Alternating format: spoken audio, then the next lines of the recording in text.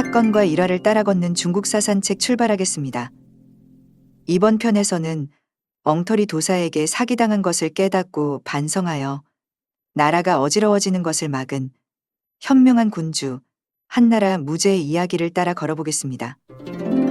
진시황과 같은 중국의 다른 황제들처럼 무제도 신선이 있다고 믿는 신선 사상에 빠져 있었기 때문에 시중에 이름난 방술의 대가가 자천타천으로 무제 앞에 많이 나타났습니다. 물론 그들은 사기꾼이거나 또는 그들 역시 있지도 않은 신선과 방술을 믿고 있던 사람 중에 한쪽이었습니다. 과학이 발전하지 않았던 당시로서 신선과 방술을 믿는 것이 어찌 보면 당연한 일이었을지도 모릅니다. 하지만 황제 앞에 나타난 자들은 일신의 영달을 꾀하기 위한 자들이 대부분이었지요. 아무튼 이들 중 가장 크게 이름을 날린 자는 이소군과 소홍 두 사람이었습니다. 사람들은 여러 신통력을 보여준 이소군을 신선이라고 여겼으며 병들어 죽은 그를 우화등선한 것으로 믿었다고 합니다. 사실이라고 믿기 어려우나 소홍은 무제 앞에서 무제가 사랑했던 이 부인의 혼을 부른 일, 즉 초혼한 일로 이름을 떨쳤습니다. 무제는 고마운 마음에 그를 문성장군에 봉하고 상도 푸짐하게 내렸지요. 그리고 무제는 여러 도사들에게 신선이 되는 법을 가르치라고 소홍에게 명했다고 합니다.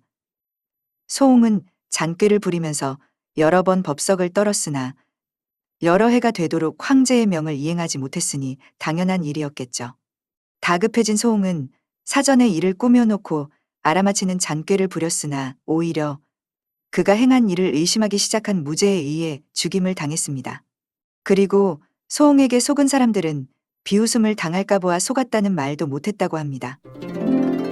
5해 뒤 낙성후 정의가 소홍과 같은 스승에게서 공부하였다는 난대라는 자를 용한 도수를 행하는 자라며 무제에게 추천했습니다. 교동왕 6기의 궁중에서 일하고 있던 약제사라고 했는데 사실 당시의 약제사는 도사에 가까웠다고 합니다. 마침 무제는 소홍을 죽인 일을 후회하고 있던 차였습니다. 소홍이 살아있을 때 소홍이 자신에게 장생불로의 비방을 올리지 않았다는 것을 떠올리고 있던 무제는 난대를 보자 그가 보배처럼 여겨졌습니다.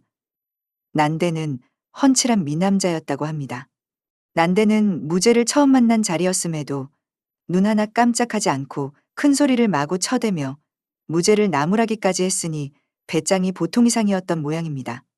저는 동문수학한 문성장군 소홍처럼 까닭 모르게 죽을까 두려울 따름입니다. 죽는 것이야 괜찮지만 제가 죽은 뒤 도사들이 겁을 먹고 말 한마디 않는다면 누가 앞으로 감히 도수를 전하겠습니까? 그리고 난대는 무제의 마음을 더 완벽하게 끌어당기기 위해 자그마한 도수라닌 속임수를 보였다고 합니다. 바둑판 위에서 바둑알들이 서로 맞부딪히며 사람의 눈을 어지럽히는 속임수였죠. 물론 이는 난대가 자석막대로 미리 자철석을 바른 바둑알을 움직인 하잘것없는 마술에 불과했던 것입니다. 그러나 자석의 이치를 알 바 없었던 무제는 크게 신기해하면서 그 자리에서 그를 오리장군에 봉했습니다. 한 달 뒤 무제는 난대에게 2,000호의 시급을 내리고 낙통후에 봉했으며 황후 위자부에게서 태어난 위장공주를 난대에게 시집 보냈습니다. 무제가 친히 결혼 예식을 주관했다고 합니다. 혼례의 마지막 날 무제는 천도장군이라는 글자가 새겨진 옥인 하나를 밝고 고운 날개옷을 입은 사자의 손에 들려 난대에게 하사했지요. 난대도 날개옷을 걸치고 옥인을 받았으니 양쪽의 신분이 대등함을 나타낸 것이었다고 합니다. 이때부터 난대는 밤마다 집안에서 방술을 행하며 신선이 강림하기를 청했습니다. 그러나 아무리 신분이 높아진 난대가 이렇게 성대한 의식을 치르더라도 존재할 리 없는 신선을 감동시킬 수는 없었던 모양입니다. 난대는 할 수 없이 한 가지 계략을 세웠지요. 자기가 직접 의관을 갖추고 바다로 나아가 스승을 만나겠다고 무제에게 고한 것입니다. 그러나 이는 임시변통이었을 뿐 난대는 출발을 이 핑계 저 핑계 미루지요.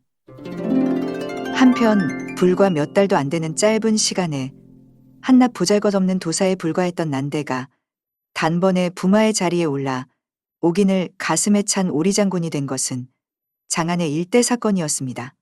이를 본 나라 안의 온갖 도사라는 자들은 왜 자기들은 이런 술수를 진작 쓰지 못했는가 탄식만을 쏟아내다가 곧 앞을 다투어 자신들이 신선을 불러올 묘책이 있다고 큰 소리를 쳤습니다.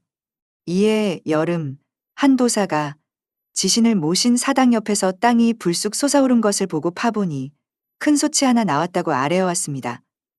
무제는 이 솥을 감천궁에 바치려고 마음먹고 솥을 모시는 행렬을 따라 나섰지요. 이때 공교롭게도 하늘에 갑자기 황혼이 나타나 하늘을 덮었으며 뿔이 하나만 있는 사슴 한 마리가 무제의 앞으로 뛰어가는 일이 일어났습니다. 사실 황혼이라는 것은 황사 바람이 하늘을 덮은 것에 불과한 것이었으며 뿔이 하나만 있는 사슴은 얼마든지 조작이 가능한 일이었던 것입니다. 그러나 이를 본 관리들은 무제에게 아첨하느라 앞을 다투었습니다. 그들은 성군이 나와야 귀한 솥이 땅에서 모습을 드러내는 것이며 황혼과 뿔이 하나만 있는 사슴, 즉 독각수는 상서로운 징조로서 패하는 황제와 다름없는 성인이라고 치켜 올렸던 것입니다.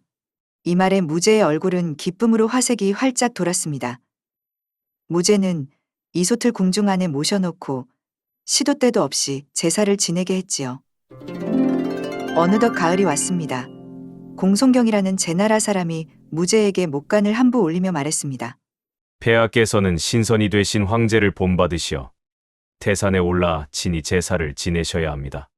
그 말을 들은 무제는 공송경을 중대부에 봉하여 태실산에 들어가 신선의 강림을 기다리게 했습니다. 한편 신선이 되고 싶어 초조해진 무제는 난대에게 언제 바다로 들어갈 것이냐고 다그쳤지요. 하지만 난대가 생명의 위험을 무릅쓰고 바다로 들어갈 리는 만무했습니다. 그저 나랏돈으로 동쪽을 한 바퀴 여행한 후 불사를 버린다며 태산으로 출발하는데 그쳤습니다. 의심이 들기 시작한 무제는 사람을 시켜 난대의 뒤를 따르게 했습니다. 난대는 가는 길마다 주색에 빠져 방탕한 생활을 하는 데다가 이르는 곳마다 허풍을 떨었습니다. 그리고 신선은 그림자도 보이지 않는다는 보고를 무제에게 계속 올렸지요. 무제는 이때서야 비로소 난대에게 속고 있다는 것을 깨달았습니다. 이듬해 장안으로 돌아온 난대는 스승의 도술이 이미 시효가 끝나서 폐하의 요구를 받들 수 없었다고 보고합니다.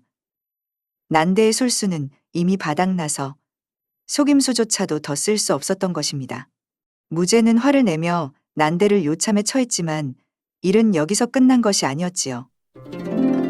태실산에서 신선의 강림을 기다리기는커녕 나랏돈으로 먹고 마시며 놀기만 하던 공송경이 구시성에서 신선 발자국을 보았으며 신기한 동물이 논일고 있다는 보고를 해왔습니다. 물론 거짓 보고였지요. 하지만 무제는 속고 있는 것도 모른 채 서둘러 구시성으로 달려왔지만 아무것도 볼 수 없었습니다. 화가 난 무제는 공송경에게 이렇게 경고했습니다. 그대도 오리장군이나 천도장군이 되고 싶은가? 공송경은 이렇게 대답했다고 합니다. 폐하께서는 신선이 폐하를 찾는 것이 아니라 폐하께서 신선을 바란다는 것을 아셔야 합니다. 그러니 좀 참으시는 것이 좋지 않겠습니까? 그 후에도 공송경은 술수를 바꿔가며 무제를 계속 속였다고 합니다. 심지어는 무제에게 직접 바다로 들어가 보라고 부추기기까지 하였지요. 결국 무제는 신선이 되고자 하는 욕심을 단념할 수밖에 없었습니다. 중국의 역사에서 있지도 않은 신선과 도술에 빠진 황제, 불로장수와 만병통치약을 찾느라 정치를 방기한 황제, 불로장수약이라 믿고 중금속과 아편 덩어리를 먹고 일찍 죽은 황제는 무척 많았습니다. 무제 역시 역사상 신선과 방술에 가장 빠진 황제 중의 하나였으며 흉노를 정벌하느라 무수한 흉노인들과 한나라의 병사들을 죽음으로 내몬 황제였습니다.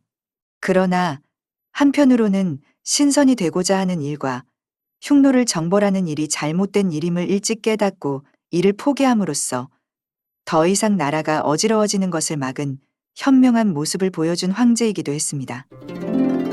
이상으로 엉터리 도사, 난대와 공송경에게 사기당한 무제의 이야기를 따라 걸었습니다. 끝까지 시청해주셔서 감사드립니다.